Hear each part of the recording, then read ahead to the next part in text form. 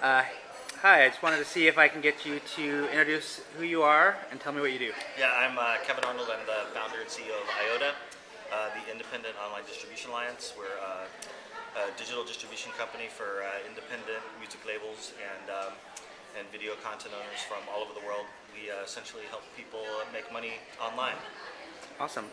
Well, you and I have been working together for a really long time. We were just talking about Yeah, that. you're one of the old guys.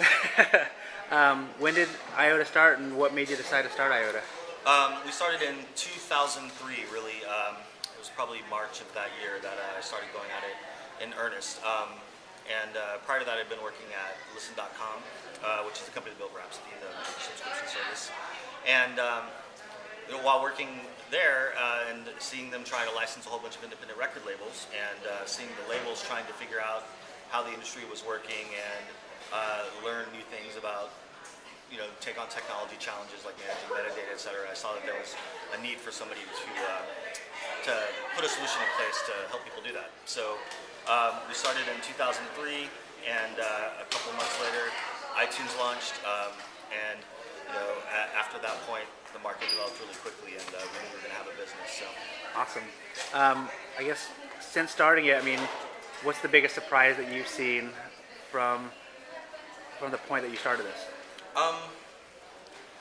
The biggest surprise? There's a lot of surprises, I guess, about sort of just in general where the industry's going and seeing new models come up and whatnot. I'd say the nicest thing overall is, I guess, sort of seeing the idea work, and seeing a lot more independent music online and available to, a lot more people all over the world. And that sort of, was the underlying goal, right? Like, get beyond all those barriers that used to keep indies out of retail stores and used to, limit their exposure to fans, and the internet from a promotional standpoint and the digital marketplace has changed all that. So Sure. We were just talking earlier about my mental roadblock and how, for whatever reason, I still think of digital distribution as kind of that extra little thing, whereas I should be putting that at the forefront. Do you find that maybe other labels are doing that too?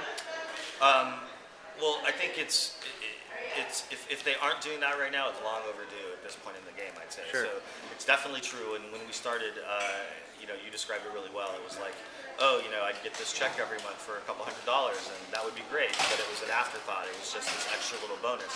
And in the beginning, that's actually how we sold our service. It's like, you just send us the CDs, we'll take care of the rest, and we'll send you checks every month. And I'm happy to say we still do that. But now people, the checks are bigger and bigger, Sure. and people more and more are seeing digital become, even in many cases, a majority of their sales profile. So you need to be thinking about it at the forefront of everything you do. Sure. And there's definitely, some labels have embraced it and really sort of pushed it for a long time at the forefront. But there's definitely some others that still need a little bit of change in that sort of thinking. Is there a common mistake that labels make when it comes to delivering their albums or maybe marketing their albums digitally? A common mistake. Well, I think at this point, most labels are good at the fundamentals, right? So, certainly related to the previous question, not getting an album in with enough time for sort of setup and full delivery and a marketing strategy is something that people should certainly be doing more and more. And otherwise, I think just sort of embracing the whole marketplace is something that every label should do. There's still, in some cases, reluctance to embrace new models, streaming models, or certainly ad-supported. And I admittedly have concerns about some of these services, but generally, from our standpoint, we've been very selective and very specific with the requirements of the deals we do with these new models, and we feel like we are doing them under terms that make sense for our clients. So I'd encourage people to really go out and explore and see what these services might mean for you, right? When was the last time you purchased a CD? I buy CDs pretty frequently. Okay. So I think a week or two ago at a show, I brought some stuff home. But Awesome. I, like many other people, will buy vinyl just as if I'm going to buy something to own and collect, I'll go that route. Okay. Last thing, a debate that we have on HYPEBOT is the future of the album as a full-length album. What's your thought on that? it might be a minority position, but I'm definitely an album person, right? So my feeling and I think this skews across the independent sector of the business in a bigger way than it does for the more mainstream part of the world.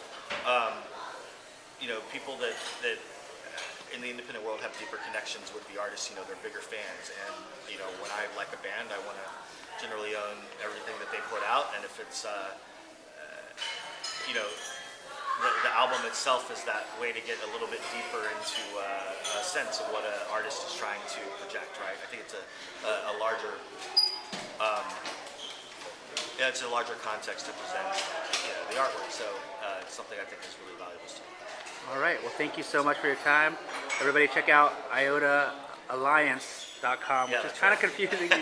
It shares the A. So, yeah, thanks for your time. It was great to meet with you.